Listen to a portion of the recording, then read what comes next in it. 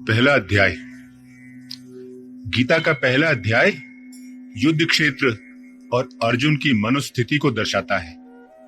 व्यूह रचना में खड़ी पांडव और कौरव सेनाओं के प्रमुख योद्धाओं का दुर्योधन वर्णन करता है। दोनों तरफ से शंख बजते हैं। युद्ध आरंभ होने से पहले अर्जुन केशव से अपने रथ को दोनों सेनाओं के मध्य ले जाने को कहता है, ताकि वो देख सके कि उसे किन किन लोगों से युद्ध लड़ना है। वहां अपने पितामह, गुरुजन तथा अन्य सगे संबंधियों को अपने सामने खड़ा देख वह मोहग्रस्त हो जाता है। हताशा और विषाद के कारण वह युद्ध लड़ने से इनकार कर देता है और शस्त्र छोड़ अपने रथ में बैठ जाता है। अध्याय। धृतराष्ट्र संजय से पूछता है, हे संजय, जब मेरे और मेरे भाई पांडु के पुत्र युद्ध के लिए धर्म भूमि कुरुक्षेत्र में इकट्ठे हुए, तब उन्होंने क्या किया?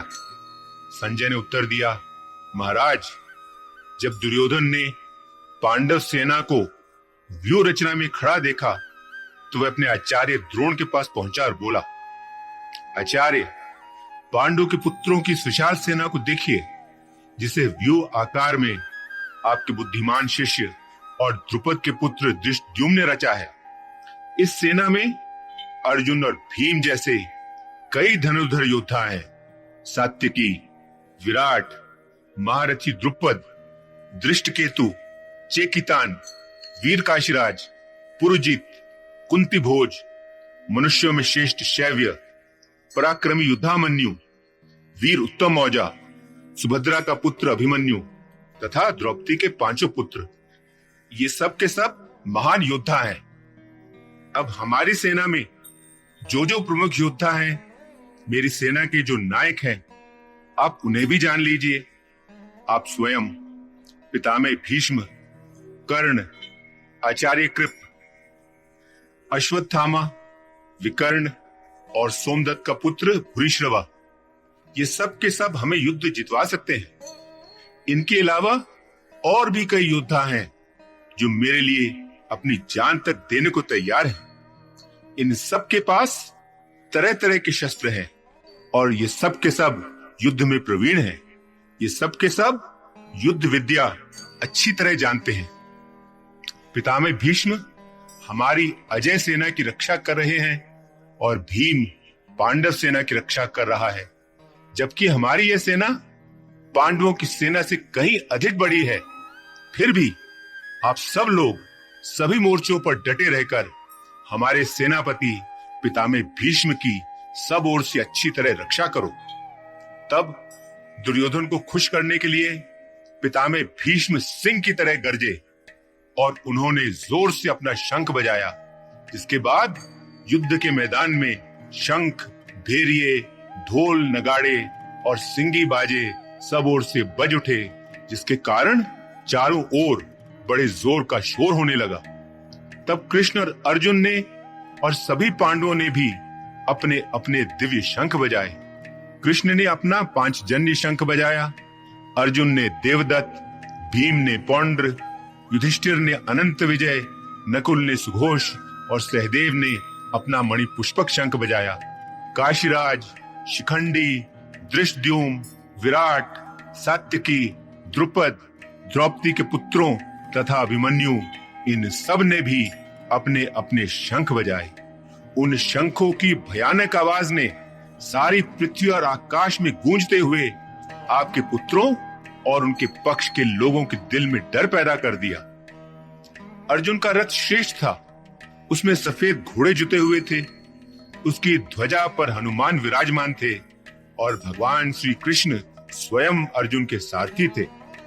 जब युद्ध शुरू होने वाला था और शस्त्र लगभग चलने शुरू होने वाले थे, तब अर्जुन ने कौरव सेना में धृतराष्ट्र के पुत्रों और संबंधियों को देख अपना धनुष उठाया और केशव से कहा, हे केशव, मेरे रथ को दोनों सेनाओं के बीच कौरव सेना के सामने खड़ा करो, ताकि मैं उन सब लोगों को देख सकूं जिनके साथ मुझे युद्ध लड़ना है। मैं उन सब लोगों को देखना चाहता हूं जो यहाँ युद्ध लड़ने के लिए आए हैं और जो इस युद्ध में दुष्ट बुद्धि वाले दुर्योधन का साथ देकर उसका भला करना चाहते हैं। अर्जुन के ऐसा कहने पर केशव ने उस श्रेष्ठ रथ को दोनों सेनाओं के बीच ले जाकर भीष्म, द्रोण और अन्य सभी राजाओं के सामने खड़ा कर दिया और अर्जुन से कहा, लो पार्थ, इन सब इकट्ठे खड़े कुरुओं को अच्छी तरह देख लो। इन सब के साथ तुम्हें युद्ध लड़ना है। और अर्जुन ने वहां क्या देखा? उसने देखा कि दोनों सेनाओं में उसके दादा, गुरु, मामा, भाई, पुत्र, पौत्र, मित्र, श्वशुर और अनेक शुभचिंतक भी खड़े हैं। जब अर्जुन ने इन सब बांधव बंधुओं को युद्ध के लिए अपने सामने तैयार खड़ा देखा तो वो भावुक और कमजोर हो गया और उसने उदास मन से कहा, हे केशव, युद्ध की इच्छा रखने वाले इन मित्रों और संबंधियों को देखकर मेरे अंग ढीले पड़ रहे हैं, मेरा मुंह सूख रहा है और मेरे रोंगटे खड़े हो रहे हैं। मेरा गांडीव धनुष भी मेरे हाथ से फिसल रहा है, मेरी सारी त्वचा जल रही है, मेरा मन चक्कर खा रहा है और मैं खड़ा भी नहीं रह पा रहा हूँ। मुझे तो लक्षण भी उल्टे दिख रहे हैं। मैं इस युद्ध में अपने ही सगे संबंधियों को मारने में कोई भलाई नहीं देख पा रहा हूँ। मुझे न विजय चाहिए, न राज्य और न ही सुख चाहिए। हमें ऐसे राज्य से, ऐसे सुख भोग से, यहाँ तक कि हम जिंदा रहकर भी क्या करेंगे, क्योंकि जिन गुरु, दादा, मामा, पुत्र, पौत्र तथा अन्य संबंधियों के लिए हम राज्य, भोग और सुख चाहते हैं, वे सब तो अपने धन और प्राणों का मोह त्याग कर यहाँ युद्ध में मरने के लिए तैयार खड़े हैं। तीनों लोगों के राज्य के लिए भी मैं इन सबको मारने के लिए तैयार नहीं। फिर पृथ्वी के इस छोटे से राज्य के लिए तो बिल्कुल ही नहीं, चाहे ये सब मुझे ही क्यों न मार डालें। धृतराष्ट्र के इन पुत्रों को मारने से हमें क्या सुख, क्या लाभ मिल सकता है? इन दुष्ट लोगों को मारने से तो हमें पाप ही लगेगा। इसलिए अपने ही संबंधी धृतराष्ट्र के पुत्रों को मारना हमारे लिए उचित नहीं है। अपने ही इष्ट बंधुओं को मारकर हम कैसे सुखी हो सकते हैं? यह ठीक है कि इन सब लोगों के मन में लोभ लालच भरा है, जिसके कारण ये सब न तो परिवार का विनाश और न ही मित्रों से विद्रोह करने के पाप को देख पा रहे हैं। लेकिन हमें तो कुल के विनाश के कारण होने वाले दोष अच्छी तरह दिखाई दे रहे हैं। इसलिए हमें तो इस पाप से बचने की, इस पाप से दूर रहने की समझ होनी चाहिए।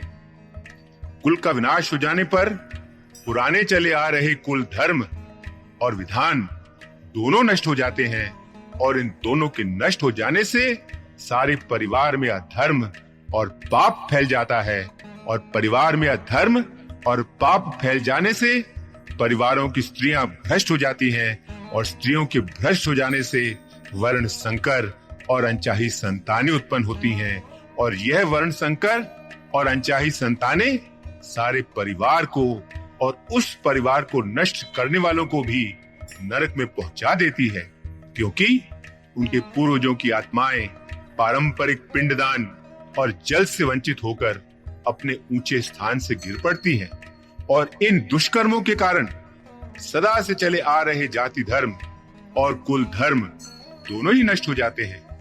और गुरु परंपरा से हम यह भी सुनते आए हैं कि जिन लोगों के पारिवारिक धर्म और विधान नष्ट हो जाते हैं, उन्हें अवश्य ही अनिश्चित काल के लिए नरक में रहना पड़ता है।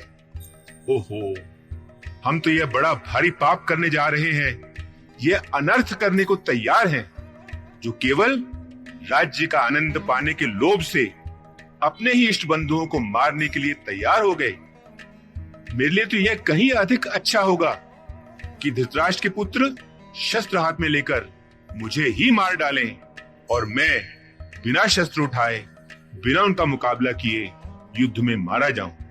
यह कहकर अर्जुन ने रणभूमि में अपना धनुष बाण नीचे रखा और हताश, व्याकुलचित होकर अपने रथ में बैठ गया।